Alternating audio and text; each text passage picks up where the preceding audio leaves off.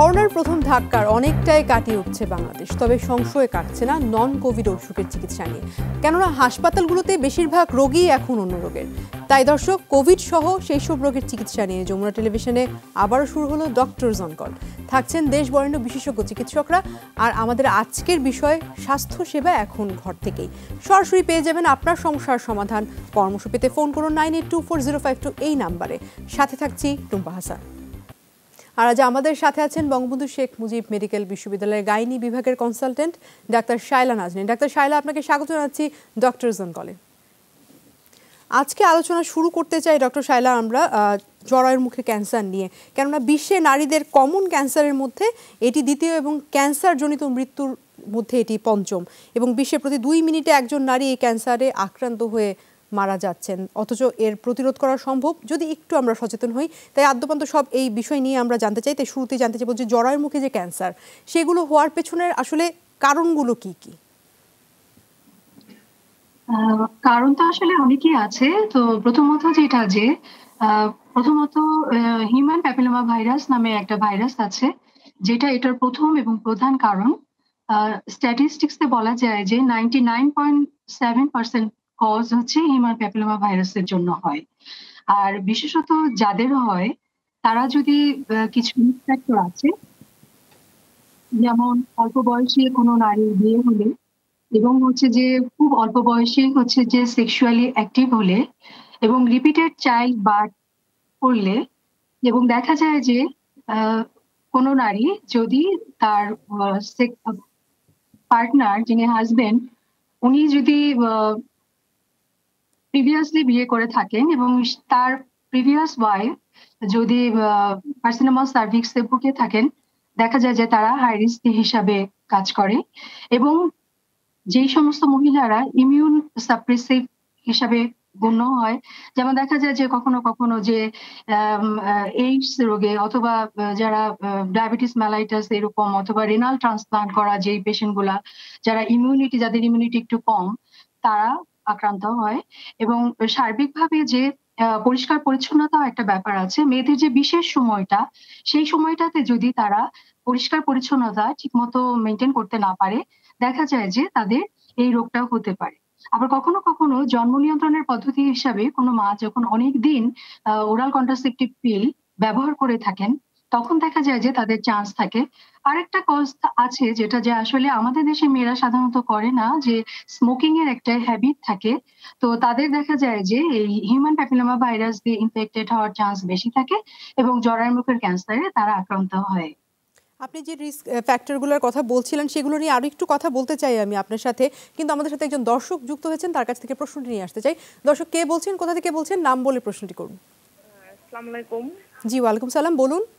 Ma'am, আমি তানিয়া বলছিলাম, আপনার এই সাভার থেকে। জি, বলুন। ম্যাম, আমার প্রথমে একটা বেবি হয়েছিল সিজারে হয়েছিল। তো তার 1 থেকে প্রায় 1.5 বছর পরে আমি যখন বেবি আর একটা কনসেপ্ট করতে গেলাম, আপনার বেবিটা নষ্ট হয়ে গেল। ডিএনসি করানো লাগছে। তো এখন ম্যাম, আমি পরবর্তী কনসেপ্টের জন্য কয় মাস পরে থেকে চেষ্টা করব, বা কি কি পদক্ষেপগুলো আমাকে গ্রহণ করতে হবে তখন বাচ্চা নিতে গেলে? আচ্ছা, তানিয়া, আপনি শুনতে থাকুন, আমরা ফিরছি ডক্টর শায়লা আপনার কাছে। অসংখ্য ধন্যবাদ আপনার কোয়েশ্চেনের জন্য। আপনি বলেছেন আপনার সিজার হয়েছে, তো আপনার বাচ্চাটার বয়স কত এটা জানতে পারিনি, আর আপনার অ্যাবর্শন হয়ে গেছে।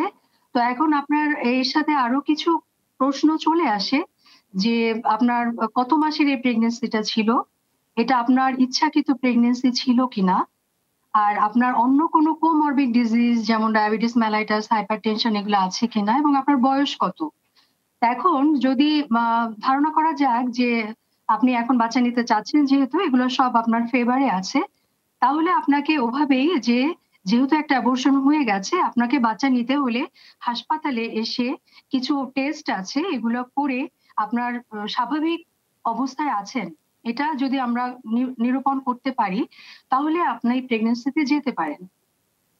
জি, ধন্যবাদ আপনাকে ডক্টর শায়লা। আমরা আবারও জরায়ুর মুখে ক্যান্সারের যে ফ্যাক্টরগুলো নিয়ে কথা বলছিলেন, সেগুলোতে ফিরতে চাই। আপনি বলছিলেন যে রিস্ক ফ্যাক্টরসের একটি হলো অল্প বয়সে বিয়ে এবং অল্প বয়সে বাচ্চা নেওয়া, এবং আমাদের দেশে বাল্যবিবাহের হার অনেক বেশি। সেক্ষেত্রে একটু জানতে চাইবো যে এই অল্প বয়সে বাচ্চা নেওয়া এবং বিবাহের সাথে কিভাবে ক্যান্সারের সম্পর্ক থাকতে পারে। হ্যাঁ, ধন্যবাদ। খুব সুন্দর একটা কোয়েশ্চেন। যে হ্যাঁ, অল্প বয়সের সাথে এটা জড়িত এই কারণে যে এর আগে আমাদেরকে জানতে হয় যে আমাদের যে জরায়ুর মুখ যেটা সেটার একটু অ্যানাটমি জানতে পারলে এই জিনিসটা আমাদের জন্য খুব সহজ হয়ে যায়। যেটা হচ্ছে যে আমাদের ট্রান্সফরমেশন জোন একটা অংশ আছে, বৈজ্ঞানিকভাবে একটা জায়গা। যেই জায়গাটা আসলে আমাদের বয়সের সাথে সাথে এখানে কিছু পরিবর্তন হয়। একটা হচ্ছে পিউবার্টি, দ্বিতীয় হচ্ছে প্রেগন্যান্সি, তৃতীয় হচ্ছে মেনোপজ। অর্থাৎ এই বয়সগুলোর সময় আমাদের ওই জায়গাটাতে নানা রকম পরিবর্তন আসে। বিশেষত আমাদের বডিতে যে হরমোন আছে, ইস্ট্রোজেনের প্রভাবেই এই জায়গাটা এরকম পরিবর্তিত হয়। আর এরকম পরিবর্তনের সময় যদি কোনো কার্সিনোজেন বাইরে থেকে কোনো ফ্যাক্টর এখানে ইনভলভ করে, তখনই আসলে জরায়ুর মুখের ক্যান্সারের প্রবণতা হয়। তো অল্প বয়সের একটা মেয়ে যখন হচ্ছে যে তার বয়স 18 বছরের আগে বিয়ে হলো, আমরা সাধারণত আমাদের রিস্ক ফ্যাক্টরের ভিতরে বলি যে 16 বছরের আগে যারা কনসিভ করে। তো যে মেয়েটা এরকম 16 বছরের আগে হলো, তাহলে কি হলো, তার যে ট্রান্সফরমেশন জোনটা সেটা কিন্তু ঠিক মতো তৈরি হলো না। তো তখন সে যখন রিপিটেডলি ইন্টারকোর্সে গেল, তখন সে হিউম্যান প্যাপিলোমা ভাইরাস দিয়ে যদি ইনফেক্টেড হয়, তাহলে এখানে কিছু পরিবর্তন আসে, যেটা জি ক্যান্সারের পূর্ব লক্ষণ হিসাবে জি গ্রহণ হয়। আমরা ফ্যাক্টরসগুলো নিয়ে কথা বলছিলাম। একটি কথা আপনি বলছিলেন কন্ট্রাসেপটিভ পিলসের বিষয়ে, সেটি নিয়ে একটু জানতে চাইবো যে এই কন্ট্রাসেপটিভ পিলস খাওয়ার সাথে ক্যান্সার গ্রো হওয়ার আসলে সম্পর্কটা কোথায়, এবং ইমার্জেন্সি কন্ট্রাসেপটিভ পিলস যেগুলো বাজারে এখন খুব প্রচলিত, সেগুলো আসলে কতটা স্বাস্থ্য ঝুঁকিতে ফেলতে পারে কাউকে। কন্ট্রাসেপটিভ পিল যেটা আসলে এটা যদি দেখা যায় যে কন্টিনিউয়াসলি কেউ 5 বছর ব্যবহার করে, তখন দেখা যায় যে এটা কিছু অ্যাকশন আছে যে সার্ভাইকাল যে সেল গুলো আছে সেই সেলের উপরে এর কিছু কাজ করে। আর যারা কন্ট্রাসেপটিভ পিল ইউজ করে তাদের ভিতরে প্রমিসকিউসিটির একটা চান্স থাকে, যে তারা দেখা যায় যে অবাধে মেলামেশা করে। তো তখন হচ্ছে যে আপনার ওই হিউম্যান প্যাপিলোমা ভাইরাস দিয়ে ইনফেক্টেড হওয়ার চান্সটা অনেক বেশি থাকে। আর ইমার্জেন্সি কন্ট্রাসেপটিভ পিল যেগুলো বাজারে আছে, এটা তো আসলে হচ্ছে যে ইনসিডেন্টালি হঠাৎ ব্যবহার করার জন্য, কিন্তু আমাদের সমাজে একটা প্রবণতা দেখা যায় যে কেউ এই ওরাল কন্ট্রাসেপটিভ পিল মাস জুড়ে খেতে চান না। তখন দেখা যায় যে তারা ইমার্জেন্সি যখনই এই অ্যাকশনে যাচ্ছেন, তখনই হচ্ছে যে একটা ইমার্জেন্সি কন্ট্রাসেপটিভ পিল খেয়ে নিচ্ছেন। কিন্তু এটা কিন্তু আসলে তার যে নর্মাল যে সাইকেলটা আছে সেটাকে হ্যাম্পার করে। এই জন্য ইমার্জেন্সি কন্ট্রাসেপটিভ পিল সবসময় ব্যবহার করা স্বাস্থ্যগতভাবে ঠিক নয়। আচ্ছা, আরেকটি একটু বিষয় বলবেন যে প্রেগনেন্সিতে কারো যদি ক্যান্সার ধরা পড়ে, সেক্ষেত্রে তার গর্ভের সন্তানের উপর কোনো ধরনের প্রভাব ফেলতে পারে কিনা সেই ক্যান্সার। আপনি জরায়ুর মুখে ক্যান্সারের কথাই বলতে চাচ্ছেন? জি জি জরায়ুর মুখের ক্যান্সারে প্রেগনেন্সিতে আসলে জরায়ুর মুখের ক্যান্সার পূর্বাবস্থা আছে, স্টেজিং এর উপরে ডিপেন্ড করছে। এখন আপনি কোন স্টেজ জানতে চাচ্ছেন সেটাও নির্ভর করছে। তো এই ক্যান্সারটা আসলে অনেকটা সময় ধরে হয়। তো যখন আমরা দেখি যে প্রেগনেন্সিটা কতটুকু ভ্যালুয়েবল, সেটার উপরে আমরা আসলে এটা অনেকটা রিস্ক বেনিফিট চিন্তা করে আমরা ডিসিশনটা দেই। এবং কত ডিউরেশনের অবস্থায় কোন ট্রাইমাস্টারে প্রেগনেন্সিটা আছে সেটাও নির্ভর করে সিদ্ধান্তটা দেওয়ার জন্য। সে মানে এই ক্যান্সার কোন মোমেন্টে কোন স্টেজে আছে ট্রাইমাস্টারে এবং আছে। কোন ট্রাইমেস্টারে প্রেগনেন্সি আছে, এই দুইটি বিষয়ের উপর নির্ভর করবে। অসংখ্য ধন্যবাদ আপনাকে। আমাদের সাথে একজন দর্শক যুক্ত হয়েছেন, তার কাছ থেকে প্রশ্নটি নিয়ে আসতে চাই। দর্শক কে বলছেন, কোথা থেকে বলছেন, নাম বলে প্রশ্নটি করুন। পাবনা জেলা থেকে রিনা বলছিলাম। জি বলুন। অনেক ওষুধ খাইছি, সাদা সিরাপ প্রচুর পরিমাণে ভাঙে। এটা আপনার কতদিন থেকে হচ্ছে? এটা প্রায় বছর খানেক। আপনার বয়স?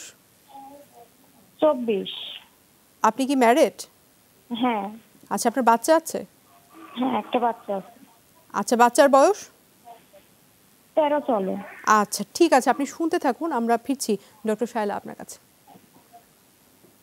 ধন্যবাদ। আপনি আপনার সাদা স্রাবের সমস্যার কথা বলেছেন, এবং এটার সাথে আরো কিছু জিনিস থাকে যে আপনার স্রাবের পরিমাণ কেমন, এবং এই সময় আপনার চুলকায় কিনা, এর সাথে আরো কোনো সমস্যা আছে কিনা। এখন ধরে নেওয়া যাক যে সম্ভবত আপনার ইনফেকশন থাকতে পারে।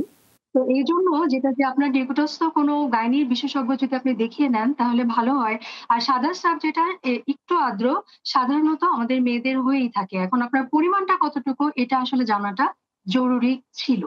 ডক্টর শায়লা, আপনার কাছে এই পর্যায়ে জানতে চাইব যে ক্যান্সার প্রতিরোধে ভ্যাকসিনের কথা শুনেছি আমরা, সেই ভ্যাকসিন আসলে কত বছর বয়সে এবং কতগুলো ডোজ আসলে দেওয়া লাগে? ধন্যবাদ। ভ্যাকসিন আসলে আমাদের কার্সিনোমা সার্ভিক্স প্রিভেনশনের জন্য ভ্যাকসিন আমাদের দেশে পাওয়া যায় দুই ধরনের, তবে সারা বিশ্বে তিন ধরনের ভ্যাকসিন পাওয়া যায়: বাইভ্যালেন্ট, কোয়াড্রিভ্যালেন্ট অ্যান্ড ন্যানোভ্যালেন্ট। তো আমাদের দেশে যেটা যে ট্রেড নেম হিসাবে আমরা আমাদের কাছে পরিচিত সার্ভারিক্স এবং গার্ডারসিল হিসাবে। বয়স আমরা টার্গেট করেছি যে স্কুল গোয়িং বাচ্চা যারা, যে 9 থেকে 10 বছর বয়সের বাচ্চারাই হচ্ছে যে আমাদের টার্গেটে আছেন, তাদেরকে হচ্ছে যে ভ্যাকসিনটা দিতে চাই। তবে এই বয়সটা 26 বছর পর্যন্ত বাড়ানো গেছে, যে 9 থেকে 26 বছর বয়সের যে কেউ এই ভ্যাকসিনটা নিতে পারে। আর ভ্যাকসিন গুলো কিভাবে নিবে, দেখা যায় যে যাদের বয়স 14 বছরের নিচে তারা হচ্ছে যে ভ্যাকসিনটা দুইটা শিডিউল দুইটা ভাবে দিবে, যে আজকে একটা দিলে 6 মাস পরে আরেকবার একটা দিবে। আর যাদের বয়স হচ্ছে যে 14 বছরের বেশি তারা 3টা ডোজে ভ্যাকসিনটা কমপ্লিট করবেন। প্রথমে একটা দিলেন 1 মাস অথবা 2 মাস পরে একটা দিলেন, এবং প্রথম যেটা দিলেন সেখান থেকে 6 মাস পরে আরেকটা ভ্যাকসিন দিবে। এভাবে ভ্যাকসিন কমপ্লিট করতে পারেন। এখন আর যদি জি, আমাদের সাথে একজন দর্শক এই মাঝে যুক্ত হয়েছেন, তার কাছ থেকে একটু প্রশ্ন নিয়ে আসতে চাই। দর্শক কে বলছেন, কোথা থেকে বলছেন, নাম বলে প্রশ্নটি করুন। আসসালামু আলাইকুম। ওয়ালাইকুম সালাম, বলুন। আমি সুনামগঞ্জ থেকে বলছি, আমি আকলিমা বেগম। আমার ডান সাইডে ওভারিতে সিস্ট ছিল, অপারেশন করা হয়েছে। এখন বাম সাইডে সিস্ট পড়ছে প্রায় 1-1.5 বছর আগে। আমি ডাক্তার দেখাচ্ছি, শুধু গ্যাসের ওষুধ মেক্সু ট্যাবলেট খাচ্ছি। 7.9 ছিল, এখন 3 আসছে। এখন হঠাৎ করে আমার পেটে ডান সাইড বাম সাইড সব দিকেই ব্যথা করে। বসতে পারি না, বসলেই ব্যথা লাগে, অনেক ব্যথা লাগে। আপনার বয়স বলবেন একটু? আমার 42। 42। আচ্ছা, আপনি শুনতে থাকুন, আমরা ফিরছি ডক্টর শায়লা আপনার কাছে। ধন্যবাদ। আপনার অপারেশনটা কতদিন আগে হয়েছিল এটা আমি জানতে পারি নাই। আর এখন আপনার হচ্ছে যে ডান দিকে ব্যথা করে, তাহলে যেটা করতে হবে, আর যেহেতু আপনার সিস্টার একটা পরীক্ষা একটা অপারেশন হয়েছিল, সেই সিস্টার আমরা হিস্টোপ্যাথোলজি বলি, যে মাংস পরীক্ষা, আপনার মাংস পরীক্ষাটার রিপোর্টটা করানো হয়েছিল কিনা এবং সেই রিপোর্টটা কেমন ছিল। সাধারণ মানুষ ভালো খারাপ এরকম অর্থে বুঝে, আপনি যেহেতু এখন পর্যন্ত কোনো করেননি, আশা করা যায় যে রিপোর্টটা ভালো ছিল। তো এখন নতুন করে যেহেতু আপনার সমস্যা হচ্ছে, তাহলে যেটা করতে হবে যে আবার নতুন করে আপনার ডান পাশে একই রকমের সিস্ট হলো কিনা সেটা আসলে জানার জন্য একটা আল্ট্রাসোনোগ্রাম করে নেওয়া দরকার। তার মাধ্যমে আমরা বুঝতে পারি যে হয়তোবা হতে পারে। আরেকটা যেটা, যে আপনার সিমটম, যেটা যে সিমটমটা তো আসলে গ্যাসের জন্য, যেটা যে আপনাকে গ্যাসের বড়ি যেটা আপনি তো সেটা খাচ্ছেনই, সেটা ওটা আপনি কন্টিনিউ করতে পারেন। কিন্তু আমার যেটা মনে হয় যে আসলে একটা আল্ট্রাসোনোগ্রাম করে, এবং যেহেতু আপনার ওভারিয়ান সিস্টের একটা টেন্ডেন্সি আছে, তো এটা আরেকটু কনফার্ম হওয়ার জন্য আপনার আসলে নিকটস্থ কোনো গাইনোকোলজিস্ট দেখালে ভালো, কারণ পার অ্যাবডোমিনালি আমাদের একটু পরীক্ষা করে দেখতে হয় এবং কিছু ইনভেস্টিগেশন করে আসলে কনফার্ম হয়ে তারপরে এই চিকিৎসাটা দিতে হয়। ধন্যবাদ আপনাকে। একদম শেষ পর্যায়ে চলে এসেছি, ট্রিটমেন্টের বিষয়ে একটু ছোট করে জানতে চাইবো আপনার কাছে, যে ট্রিটমেন্ট কি স্টেজের উপরে ডিপেন্ড করে? সেক্ষেত্রে এই ক্যান্সারের স্টেজ আসলে কয়টি? আচ্ছা, কার্সিনোমা সার্ভিক্স যেটা আসলে অবশ্যই স্টেজের উপরে ডিপেন্ড করে। আমরা এটাকে হচ্ছে যে আর্লি স্টেজ এবং লেট স্টেজ এভাবে বলে থাকি। তো 4টা স্টেজ থাকে, 1 থেকে 2 যেটা, সেটা হচ্ছে আর্লি স্টেজ, আর 2 থেকে 3 সেটা হচ্ছে যে লেট স্টেজ। এখন এটা অপারেশনের মডালিটিস আমাদের আছে, একটা হচ্ছে আমরা ট্রিটমেন্টের মডালিটিস আছে, একটা হচ্ছে অপারেশন করতে পারা, আর হচ্ছে রেডিওথেরাপি দেয়া, আর কেমো রেডিও মিলে একটা ট্রিটমেন্ট পদ্ধতি আর কি। তো অপারেশন আমরা করতে পারি আমাদের স্টেজে, আমরা যেটা বলি যে 2A পর্যন্ত আমরা রোগীকে অপারেশন করতে পারি, এবং তার পরবর্তীতে আমাদেরকে বেশিরভাগ সময় রেডিওথেরাপি দিতে হয়, এবং কখনো কখনো কম্বিনেশনে হয় যে অপারেশনের পরে হিস্টোপ্যাথোলজি রিপোর্টের উপরে নির্ভর করে তাকে আবার রেডিওথেরাপিতে রেফার করতে হতে পারে। জি, অসংখ্য ধন্যবাদ আপনাকে ডক্টর শায়লা নাজনীন, আপনার মূল্যবান সময় থেকে আজ আমাদের সময় দিয়েছেন। দর্শক, আর এই ছিল ডক্টরস অন কলে আজকের আয়োজনে। আপনারা সবাই ভালো থাকুন, সুস্থ থাকুন।